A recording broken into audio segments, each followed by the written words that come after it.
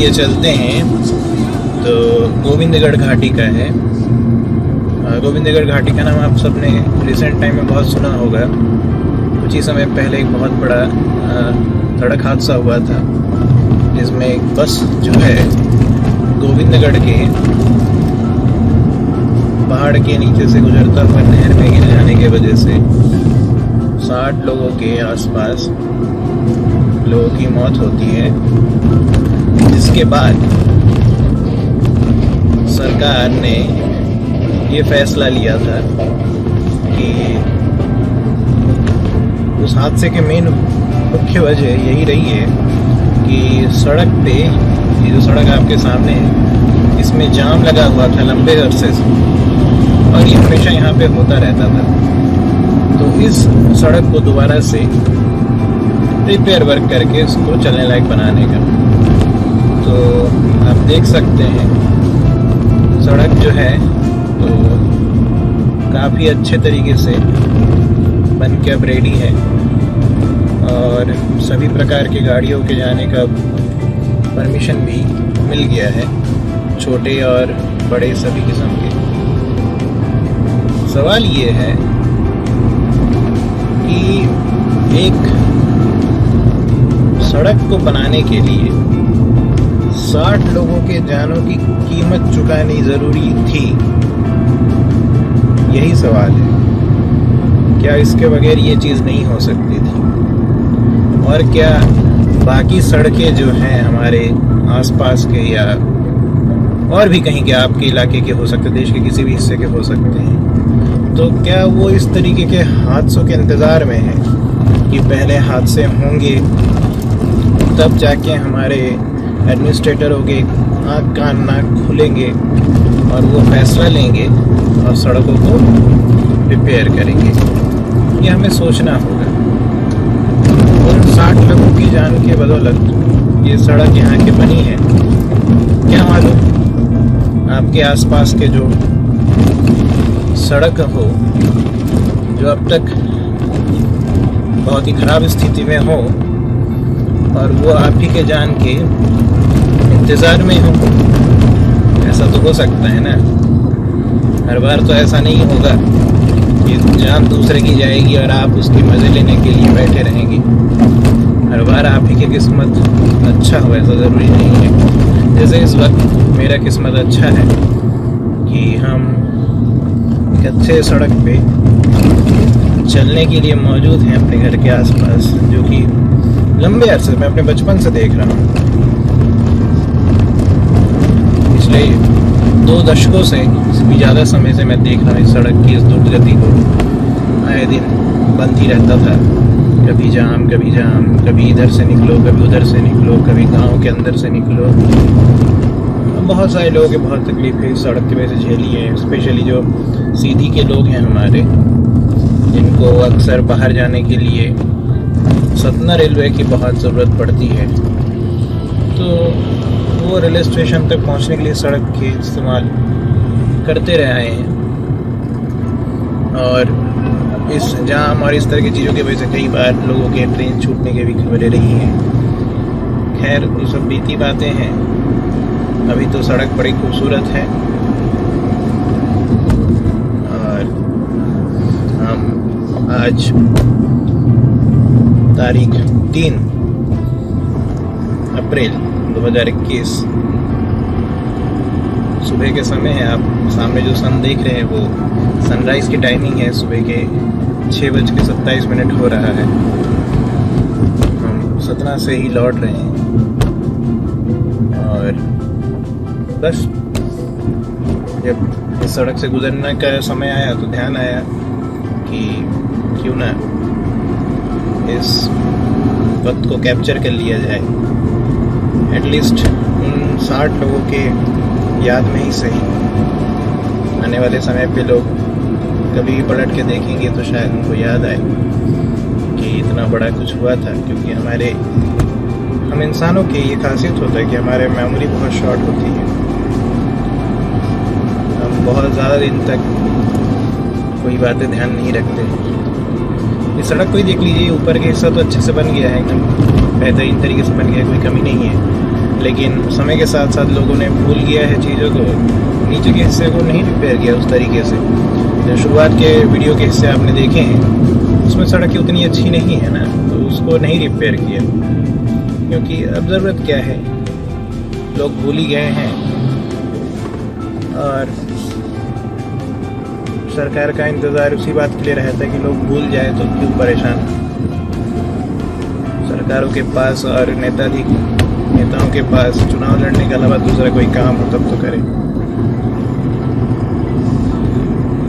देखिए इस खूबसूरत नज़ारे का मज़ा लीजिए। बहुत ही खूबसूरत घाटी है गोविंदगढ़ का। इसी के आसपास के रीजन से मोहनिया घाटी भी है। हिंदुस्तान में सबसे पहली बार जो वाइट टाइगर आप सुने होंगे, वो मोहनिया घाटी से ही पकड़ा गया था, वो इसी के पास का ही रीजन है। और यहाँ पे नज़दीक में मुकुंदपुर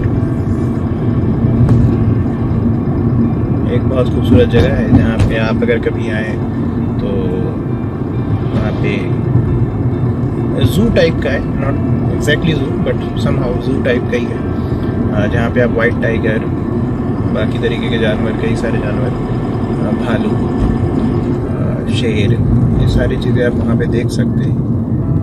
और ये नज़ारा तो बहुत खूबसूरत है ही है, आप देख ही रहे हैं। हमारा शहर एक्चुअली में बहुत खूबसूरत है, सीधी थोड़ा सा अंडररेटेड है। बाहर के लोगों के नज़र में अभी तक उस तरीके से सीधी कभी आया नहीं।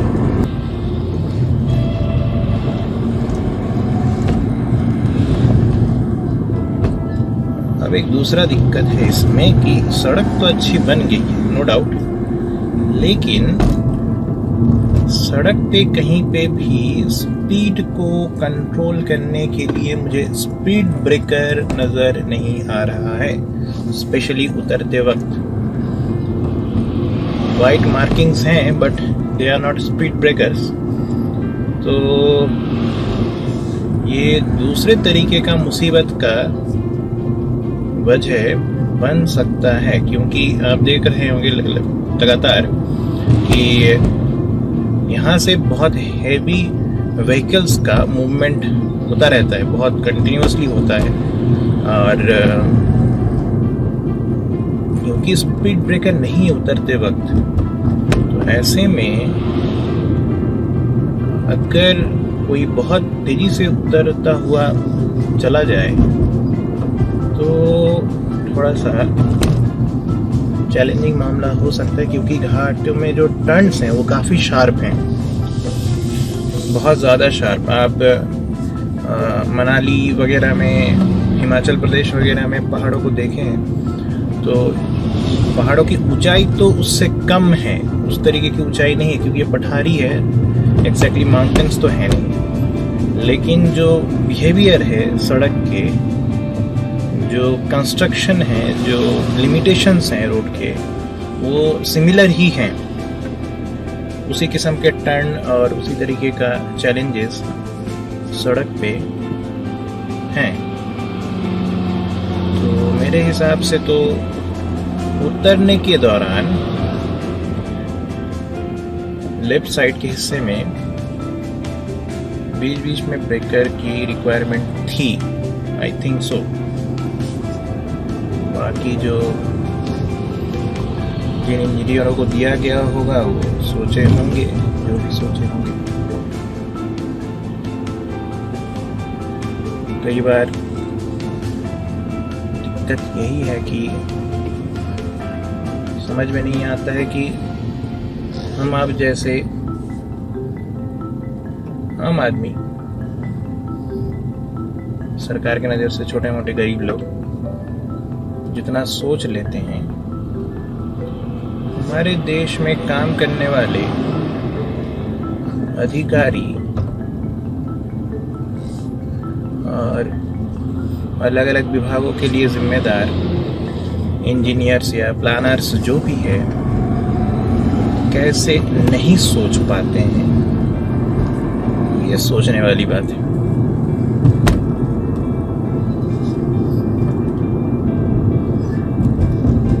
ये देखिए भाई साहब,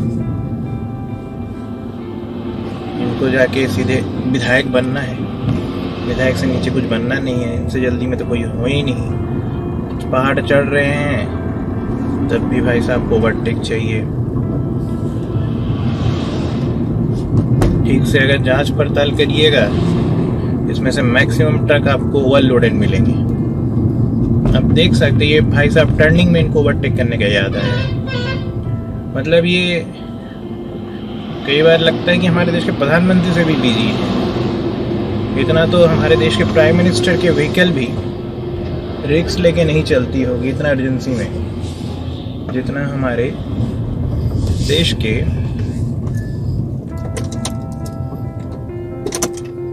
सभी प्रांतों में। ये सिर्फ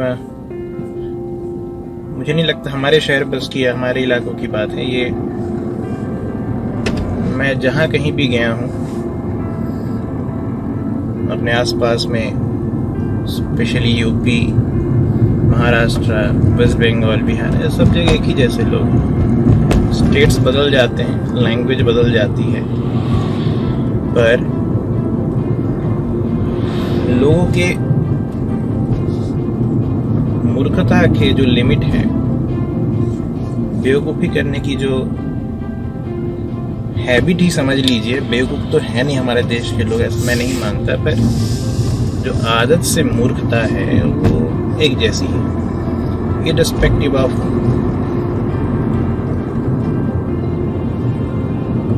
लोकेशंस। ये देखिए भाई साहब,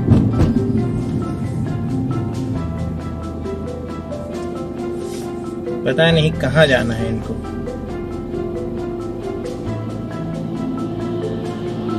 ला दें, प्रिज्म सीमेंट वाले हैं मेरे ख्याल से।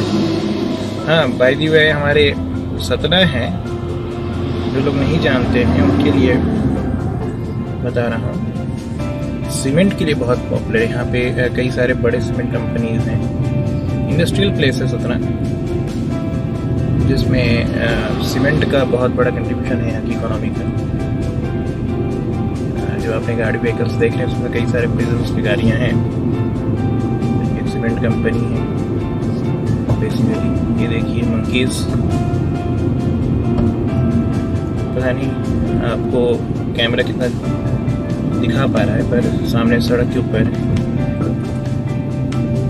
अंदर घूम रहे हैं। रोड के दोनों तरफ भी है, शायद कैमरे में ना आ रहे हो कि मैं रिकॉर्डिंग मोबाइल से कर रहा हूँ, तो चीज़ें लिमिटेड ही आएंगे।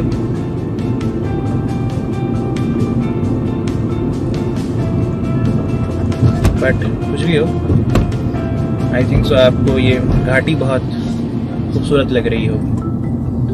और इस वक्त तो एक्चुअली बसंत ऋतु है, बसंत के अब तो समर आने लग गए हैं। इस वक्त टेम्परेचर 22 डिग्री है सुबह के 7 बजे। दोपहर के होते होते हमारे यहाँ पे इस समय पे 37-38 के आसपास डिग्री सेल्सियस में टेम्परेचर होने लग गए हैं पिछले कई दिनों से, 2-4 दिनों से। तो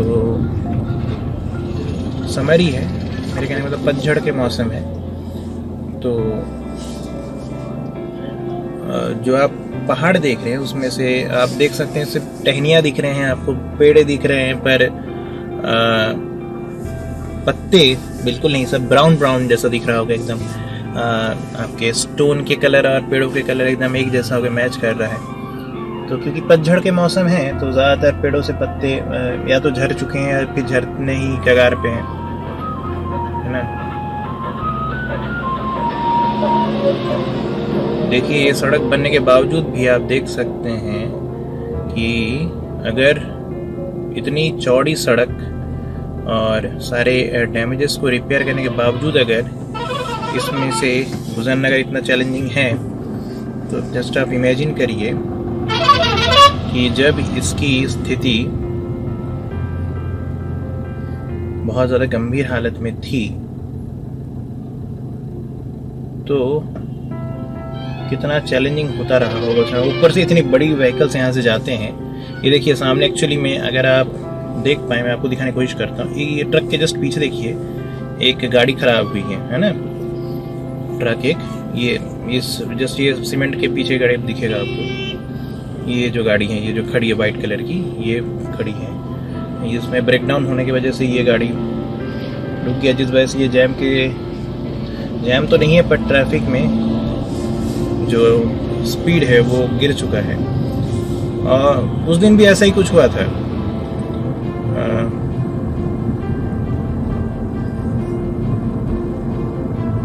12 तारीख की बात थी। उस दिन भी मैं जा रहा था और मेरे पहुंचे से कुछ ही समय पहले इसी पहाड़ पे एक सीमेंट की गाड़ी ही पलटी थी। और उस सीमेंट की गाड़ी पलटने के बाद ये जो सामने मेरी गाड़ी दिख रही है इसी साइज की यही गाड़ी थी, इस टाइप की एकदम। और इसका साइज़ आप देख सकते हैं, काफ़ी बड़े होते हैं साइज़ में। और इसमें गाड़ी एक तो पलट गई और पलटने की वजह से रोड ब्लॉक हुआ, और जो थोड़ा बहुत स्पेस था उसमें जिस गाड़ी के अंदर सीमेंट भरा हुआ था वो भी बाहर गिर जाने की वजह से पूरा रोड ब्लॉक हो जाता है। क्योंकि मैं जब पहुंचा था उसके कुछ देर पहले की बात थी तो जैम उस तरीके से नहीं लग पाया था, और हमारी छोटी गाड़ियां जो थी 4 व्हीलर्स वो तो निकल जा रही थी उस समय में साइड इधर उधर करके। लेकिन मेरे चले जाने के बाद वहाँ से जैम बढ़ता चला गया, क्योंकि जैसे आप देख रहे हैं लगातार ट्रक पीछे से आते चले गए और वो जैम करते चले गए, ओवरटेक करने के चक्कर में और ब्लॉक करते चले गए। और उसके बाद से ही वो जैम जो था 2-3 दिन 4 दिन लंबा चल गया था। और उसके बाद उस बुरे दिन का यही स्थिति थी कि उस दिन एग्ज़ाम्स थे नर्सिंग स्टाफ्स के शायद तक, या नर्सिंग भर्ती के लिए इस टाइप का कोई एग्ज़ाम था मेडिकल से जुड़ा हुआ ही। और उसके लिए बच्चे जो थे उनको सेंटर सतना मिला हुआ था, और वो एग्ज़ाम देने के लिए ही उस दिन सुबह के बस उन्होंने लिया था। और उस दिन इसी वजह से काफ़ी ज़्यादा भीड़ थी, क्योंकि एग्ज़ाम्स थे। और बहुत ज़्यादा भीड़ होने की वजह से, और बस ड्राइवर के ऊपर भी शायद काफ़ी प्रेशर था कि टाइम से सेंटर में पहुंचा दे। अब वही है, अब सोचिए हमारे देश में ही शायद ऐसा होता है, पता नहीं कहीं और भी होता हो। तो वो मेरे जितने जानकारी में, जितने मेरे दोस्त अच्छे नेशंस में ऐसा तो नहीं होता है। हमारे जैसे थर्ड वर्ल्ड वाले देश में क्या स्थिति है नहीं बता सकते, पर हमारे ही यही संभव है कि एग्ज़ाम्स ऑनलाइन होते हैं। और ऑनलाइन एग्ज़ाम करवाने का या ऑनलाइन कोई भी चीज़ करने का यही मकसद है कि चीज़ें आसानी से हो जाए, लोगों को एफर्ट कम लगानी पड़े और काम जल्दी हो जाए, आसानी से हो जाए लोगों।